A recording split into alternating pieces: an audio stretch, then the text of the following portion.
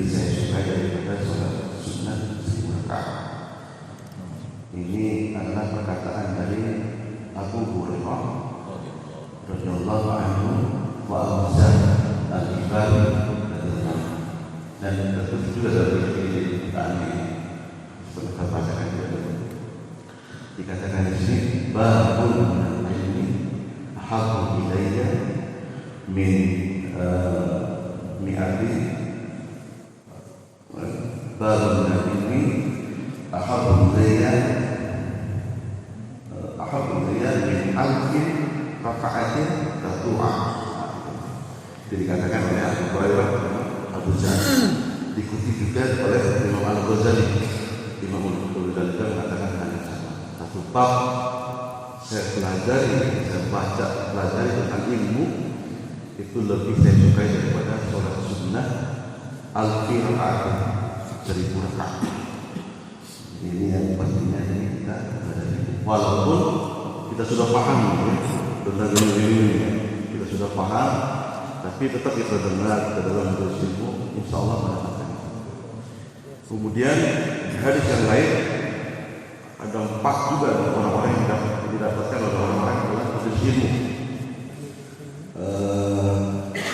Masalah kaum yazkurun Allah illa khaffatuhul malaikah. Tidaklah berkumpul suatu kaum dalam rangka berzikir kepada Allah Subhanahu wa taala. Yazkurun, mereka berkumpul yazkurun Allah.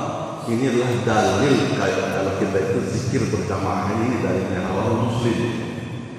Bersama kaum tidak berkumpul suatu kaum yazkurun Allah, mereka sama-sama berzikir kepada Allah Subhanahu wa taala. Illa khaffatuhul malaikah, maka akan dinaungi oleh malaikat. Para ulama mengatakan khaffatul malaikah ini para malaikat mendoakan orang-orang yang sedang berzikir di dalam majelis zikir. Termasuk majelis zikir itu adalah ilmu, majelis ilmu. Ini kita kira ini majelis ilmu dan majelis zikir juga.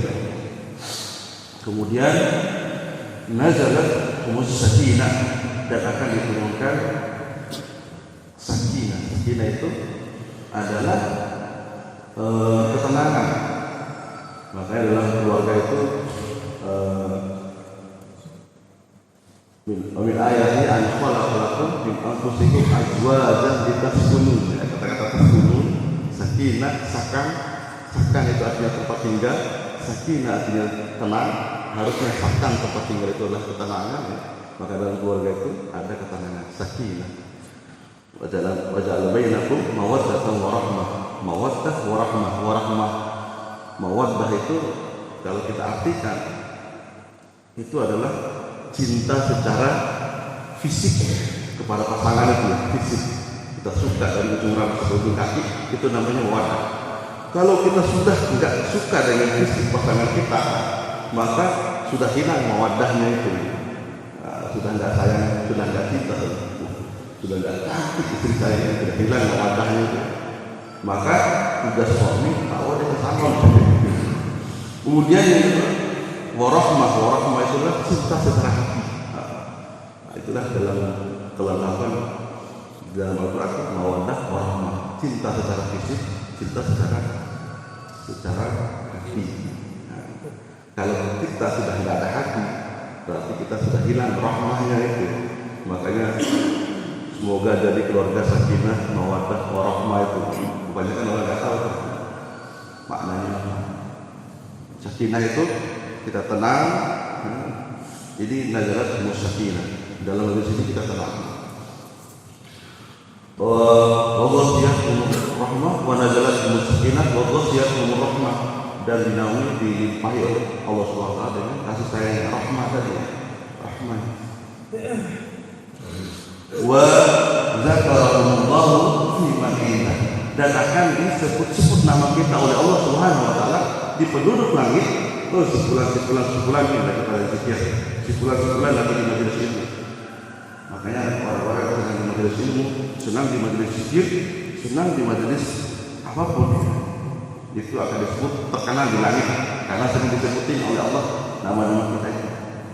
Makanya kalau kita meninggal dunia, ruh kita ke atas, tapi si bulan datang, ahli zikir, ahli ilmu, ahli apa yang kegiatan-kegiatan maksud yang kita dapatkan. Kemudian kita lanjut saja ya, biar cepat saya agak batuk mulai. Jadi kalau sudah batuk ini bersuruh, mudah-mudahan kita tidak sampai parah dan sepanjang ini.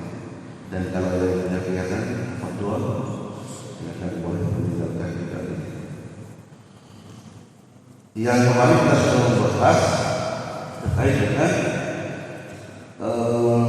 hal yang berdasarkan itu yang pertama, yaitu keluar sesuatu dari dua jalan. Yang sekarang adalah wanaumu ala ghairi hay'atin mutamakkinin minal qawli maq'adahu. Pembatal yang kedua adalah karena tidur yang tidak menempelkan di bumi pantatnya atau pantat. Jadi kalau tidur tadi maksudnya, kalau kita tidur sambil duduk nempel pantat kita di sini, itu kalau kita tidur tidak bakal duduk, lalu terangkan. Kalau tidur tidak sampai menempelkan bukan pantat kita ke bumi, maka itu bakal duduk. Ini maksudnya. Kemudian an-nalu tsani wa zawal al-aqli bisukri al-marad, juga dengan hilangnya akal karena mabuk dan atau karena sakit. Bisa jadi karena sakit gila itu batal hukumnya.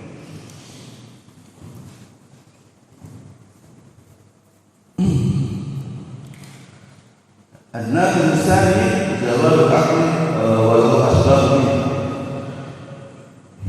Pembatal wudhu yang kedua, zawal al-aqli, itu hilangnya akal, walau asbab, dan baginya ada beberapa sebab.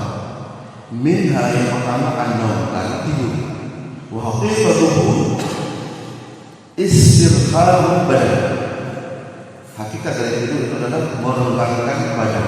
Ini pengertian tidur, merenggangkan badan. Wa zawal syuuri, itu hilangnya rasa. Jadi sudah nggak ada rasa, walaupun sudah bukan orang. Dibangunin nggak ada rasa, itu sudah tidur, sudah nggak ada rasa. Kemudian yang ketiga adalah wa khafafu kalam minni, dia sudah nggak bisa dengar kalau dipanggil nggak dengar, itu namanya orang yang sudah tidur. Nah kalau begini adalah pengertian dari tidur itu sendiri. Walaysa fi ma'nahu al-mu'as, dan di sini maknanya bukan ngantuk. Kalau ngantuk itu belum tidur. Pun ngantuk kayak ini belum tidur. Jadi kalau kita tiba-tiba ngantuk itu belum kita mengatakan, belum dinamakan tidur. Itu dinamakan bisa mengatakan fa innahu la yaqutu bi kulli hal. Karena ngantuk itu tidak mengatakan dulu dalam segala hal.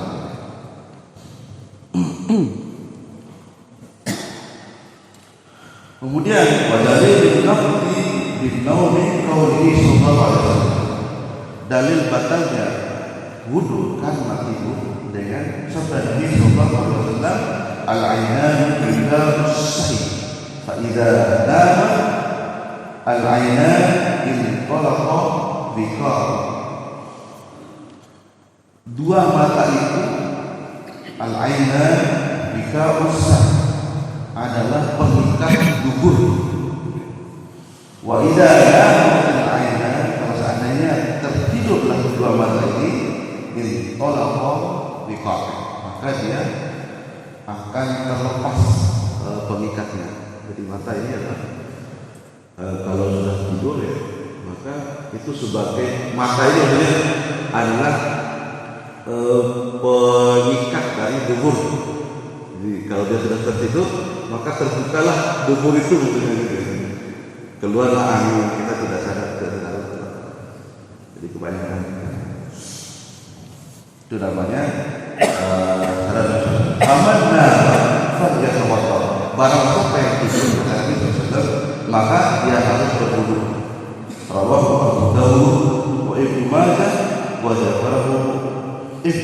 Muslim fi sunnatihil ma'surati as-sihah. Diriwayatkan oleh Imam Abu Dawud dan Imam Ibnu Majah dan disebutkan juga oleh Ibnu Siti dalam kitab Sahih.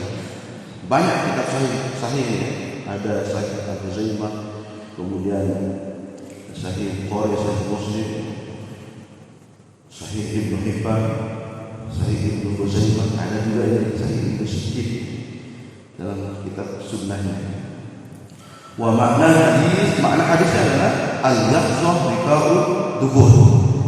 Dalam keadaan sadar itu maksudnya adalah maknanya itu adalah pengikat daripada dubur. Dan kalau sadar bisa kita sebagai pengikat dubur itu tidak keluar angin. Wa idza nama zal kalau seandainya kita tidur maka hilanglah ikatan tersebut. Wa istasna dikecualikan ma idza nama mungkinan maq'adahu min al-ardi al-sahih. Dikecualikan jika tidur dalam keadaan kita menempelkan mungkinan maq'adahu min al-ardi.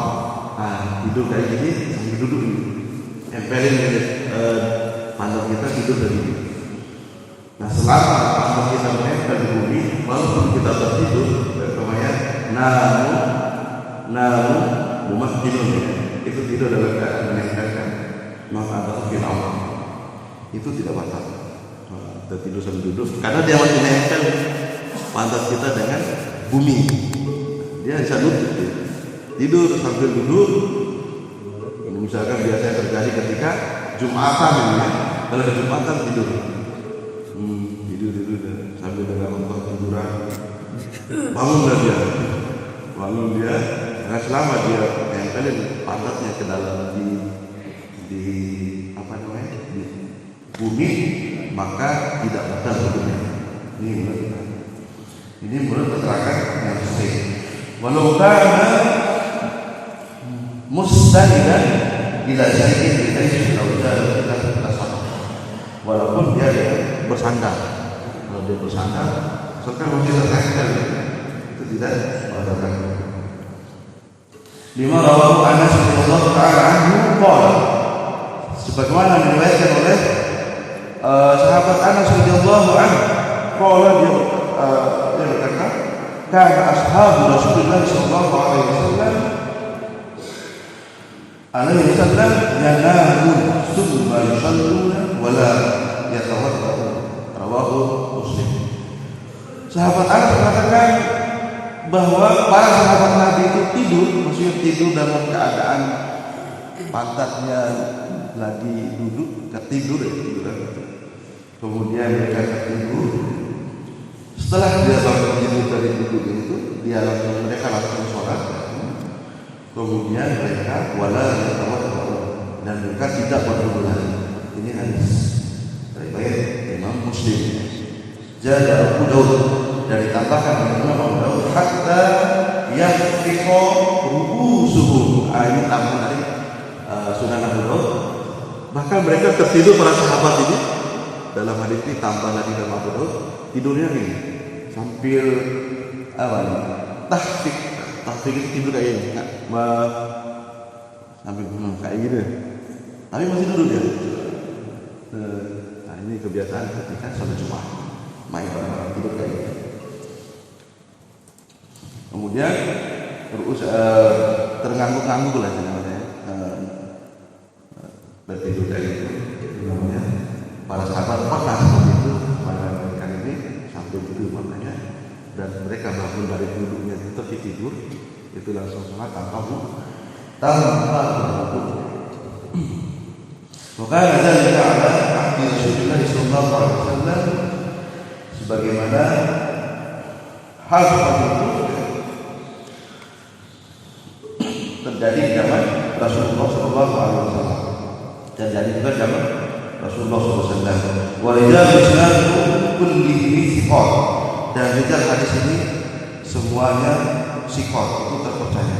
Minha ayyasbab zawal al-aql, dan sebagian juga itu adalah yang selanjutnya adalah hilangnya akal, karena sebab-sebab hilangnya akal itu karena pingsan. Karena pingsan ini batal wudu. Hilang akal karena bisa itu batal wudu. Kemudian wal junun karena gila, tiba-tiba gila, ya jelas itu ini. Wasukre itu karena mabuk, ini nawafidul bil wudu kullih. Karena ini jelas sangat membatalkan wudu ya. Pingsan, kemudian karena gila, kemudian karena mabuk. Tidak disebutkan di sini apakah mabuk karena mobil di dalam mobil, tapi sukri ini biasanya mabuk karena minuman keras. Kenapa disebutkan orang mabuk dulu? Orang mabuk itu masih belum diharamkan karena rentetannya. Ketika Islam datang itu cuma la taqrabu wala taqrabu shalah wa antum sukara. Dan janganlah kalian sholat sedangkan kalian dalam keadaan mabuk. Ini masih dibolehkan dalam mabuk. Nanti lama-lama ada yang baca ayat qul ya ayyuhal kafirun la ta'budun la antum a'budun ma a'budu wa la ana a'budu ma a'budu wa la antum a'budun ma a'budu wa la ana a'budu ma a'budu wa la antum a'budun ma a'budu wa la ana a'budu. Dalam keadaan mabuk dia sholat, diulang-ulang ini enggak selesai-selesai. Makanya oleh Umar bin Khattab, ya Allah, mintakan apakah Allah haramkan aja ini khamar ini. Karena permintaan Umar bin Khattab turun ayat itu, haramlah khamar. Jadi saya itu bukan hanya dalam keadaan mabuk, minum pun diharamkan. Lianna an-nawm idza kana nafilan fahadhi ulang. Karena kalau seandainya karena pingsan kemudian karena mabuk, kemudian karena gila, maka itu lebih utama membatalkan wudunya. Al-zuhur inda hadzal asbab aghlaq min an-nawm. Dan sebab karena ini batalnya karena pingsan karena mabuk karena gila ini itu lebih parah daripada karena naum, karena tidur dalam keadaan sadar. Fakul contoh dari salah idana memakinan maf'alahu min al-ardi fazalat idda il-yadayhi anil ardi. Ini ada pembahasan baru yang dilakukan oleh Imam Taqiyuddin Al-Isri dan tidak disebutkan oleh Imam Abu Suja dalam kitab Ghayat Taqrib. Disebutkan oleh Imam Taqiyuddin Al-Isri idana memakinan maf'alahu min al-ardi fazalat ihda al-yadihi anil ardi. Kalau dia tidur dan dia menempelkan pantatnya, tapi dia terangkat salah satu bibir pantatnya, tidur, maka itu membatalkan wudu. Fa'inkan qabla, ada dua hal. Fa'inkan qabla in qadar.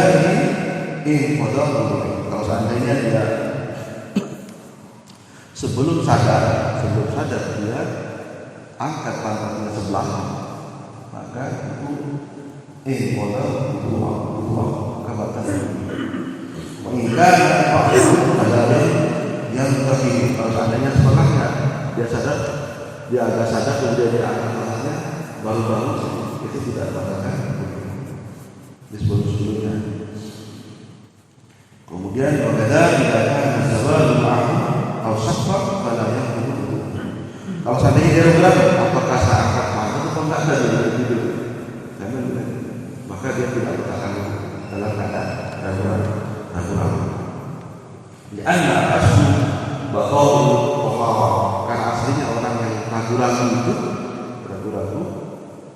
dia antara ya atau tidak, maka sebenarnya masih suci, tetap dia dalam keadaan suci, maka dia tidak perlu wudu lagi.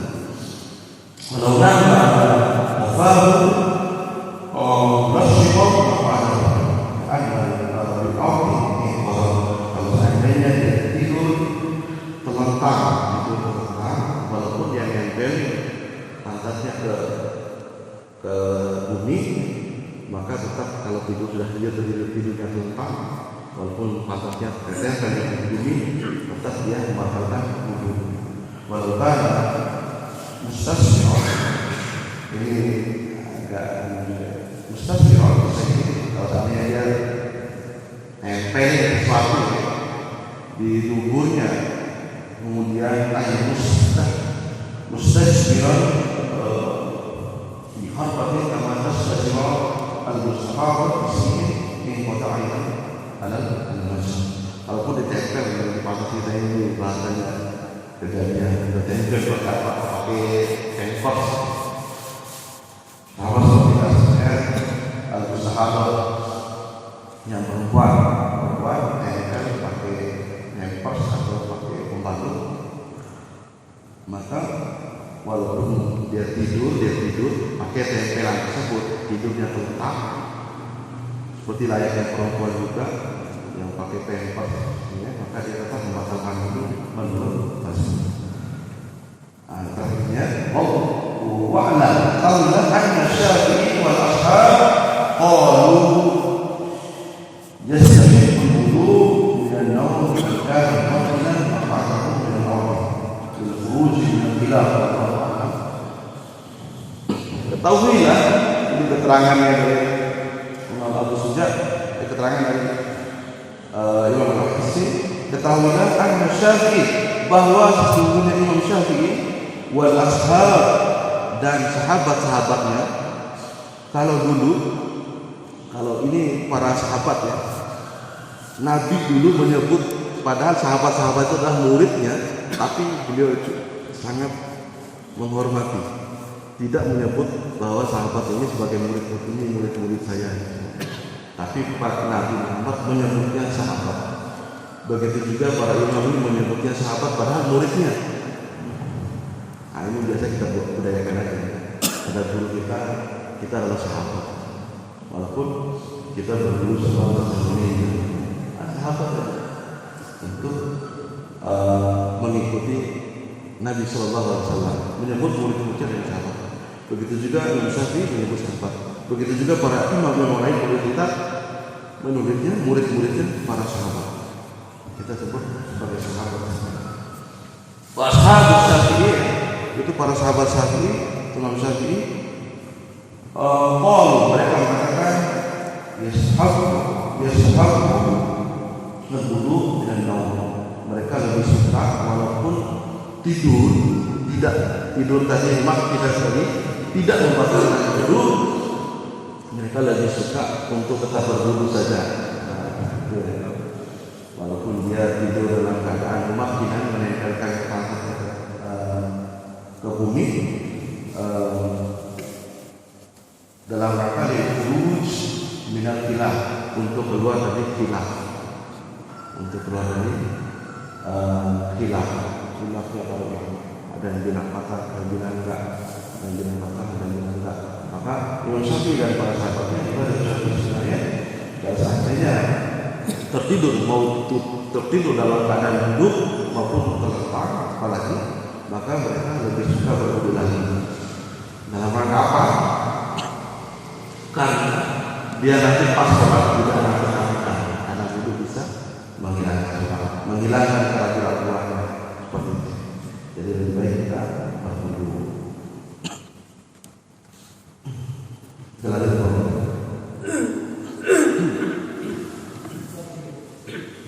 Ya, sejak lama. Ini soal kamu ya. Jadi rasanya ada tidur dalam keadaan begini. Kalau saran saya, kalau seandainya tidur dari depan, susah keluarnya dari depan, sudah koma orangnya, mau keluar lagi kan kalau seandainya cuma dulu aja, seandainya sholat. Tapi kalau seandainya ngantuk sekarang, anggap saja kita sudah datang ke dulu aja, biar sholatnya tidak ngantuk-ngantuk. Nah ini cara dari saya. Jadi biar kita sholatnya aman dan tidak ngantuk-ngantuk. Yang ketiga, walau sesuatu an-naf'ata min ghairi fa'ilin bainahuma wal mahram fil asl. Pembatas wudhu yang ketiga adalah bisa hitungan yang keempat, yaitu menyentuh laki-laki menyentuh perempuan minggu ini tanpa penghalang tanpa penghalang antara mereka berdua berupa mahram dan mereka berdua itu bukan mahram fil asli. Ayat yang kedua. Apa itu mahram? Mahram itu bapak ibu, kemudian ke atas kakek buyut, nah itu namanya mahram. Kemudian dari ibu nenek sampai ke atas mahram.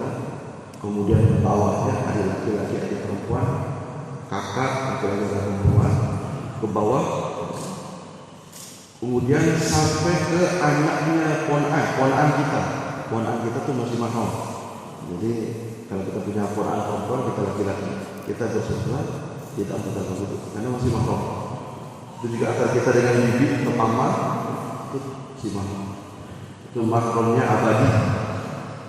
Kalau seandainya ada mahram yang sementara, mertua, mahram sementara, termasuk istri. Nah ini yang jadi kita antara mazhab Syafi'i dengan mazhab yang lain terkait dengan batal apa enggak menyentuh perempuan atau istri. Insyaallah nanti kita akan bahas di pekan depan ini apakah terkait dengan menyentuh istri dan menyentuh perempuan, apakah menyentuh anak kecil juga batalkan wudhu. Ini ada pembahasan. Insyaallah kita lanjut. Ini terjadi khilaf yang sangat dalam sekali terkait dengan apalagi ketika menyentuh istri. Di kalangan kita kalau mazhab Syafi'i bahwa menyentuh istri itu batal. Alasannya sangat kuat sekali. Kenapa mereka mazhab Syafi'i mengatakan menyentuh istri itu membatalkan wudhu. Kalau di mazhab yang lain tidak membatalkan wudhu. Soalnya kita bahas penjelasannya. Saya senang sekali bahas masalah fikih ini karena lebih luas pemahaman kita ini. Senang sekali bahas luas menurut pendapat ini. Jadi kita jadi bijak, jadi orang itu. Karena kita baru tahu satu hadis, satu dalil sudah mengalahkan orang lain. Artinya kita tidak ini. Kalau belajar fikih enak. Belajar fikih, insyaallah itu memperdalam dan membuat kita semakin bijak dari orang. Itu saja yang bisa saya katakan. Wallahu a'lam bishawab. Al-haqqu rabbika la takuna minal mumtarin. Subhanakallahumma wa bihamdika asyhadu an la ilaha illa anta astaghfiruka wa atubu ilaik. Assalamu alaikum warahmatullahi wabarakatuh.